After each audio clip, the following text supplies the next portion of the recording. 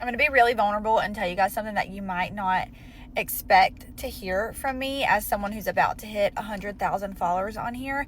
But even more now than whenever I hit like 10K, I second guess and question everything that I post, everything that every idea that I have that I want to post, or like I have so many ideas about like series, and I feel like I have like imposter syndrome or something.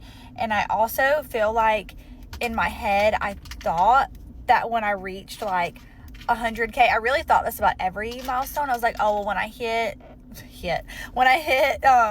like 15K, I'll feel, you know, like I've made it and I'll feel more comfortable. And then when I hit 30, I was like, no, I still don't really feel like I'm not an imposter. So I was like, when I hit 50, and then I hit 50, and I was like, okay, when I hit 100, now I've hit like, not yet, but like basically, and I still just feel like such a wave of comparison and just feeling like my content's not good enough, although my account is still constantly growing and I still have such a good community.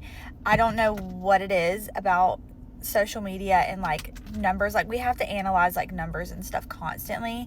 And so I think something I'm going to try to do is like not think about numbers, not think about my engagement even, and just post like I've always told you guys to do. Just freaking post your content. But I think there's a lot more pressure like whenever you have like a following, like if you're not getting the same engagement or better engagement than people with less of a following, it almost feels like your content's not good enough. And so then I have like this crazy like wave of like imposter syndrome. I'm like, maybe I'm not good enough, maybe all this stuff. And I just wanted to like post this to be like super honest about that, because I feel like a lot of people, and I'm guilty of this too, show like when you've hit a milestone, because for a brief moment I feel like I'm like, yes, like this is it, whatever, and then it all settles back down, and then you get back into this headspace and this game of like comparison and getting down on yourself, or at least I do.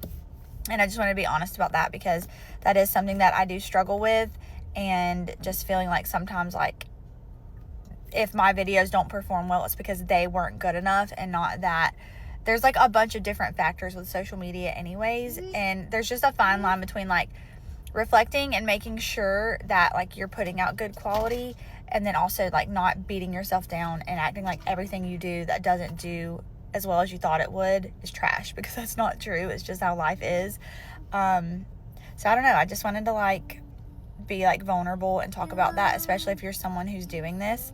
I don't really see a lot of people talk about that, and it would be very reassuring for me to hear that somebody else feels or goes through that. So that is why I'm posting this.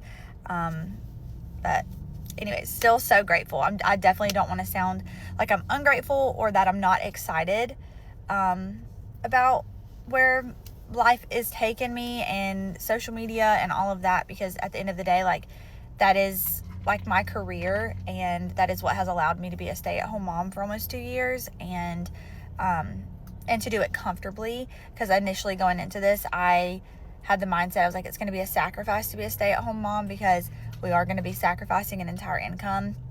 And then God really flipped everything around, and then this has like doubled, tripled, sometimes quadrupled my income as a nurse. So grateful, regardless of what any kind of numbers say or anyone has to say about me.